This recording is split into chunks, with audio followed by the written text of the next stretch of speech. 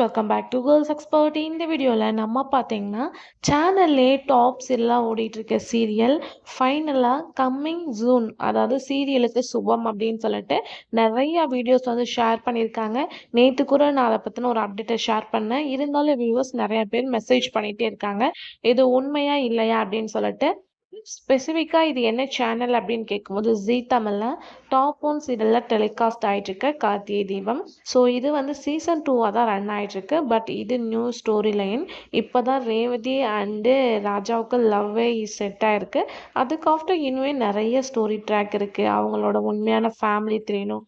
அதுக்கு ஆஃப்டர் இப்போ நியூவாக கூட ரேவதி அவங்க சிஸ்டர் மேரேஜ் அப்படின்னு சொல்லியிருக்காங்க. ஸோ அது ரிலேட்டடாக எபிசோட்ஸ் வந்துட்டு இருக்கோம். அதுக்கு ஆஃப்டர் வந்து சாமுண்டீஸ்வரி எந்த மாதிரி அப்சர்வ் பண்ணுவாங்க. ஸோ ஸ்டோரி லைன் தான் நிறையவே இருக்கு.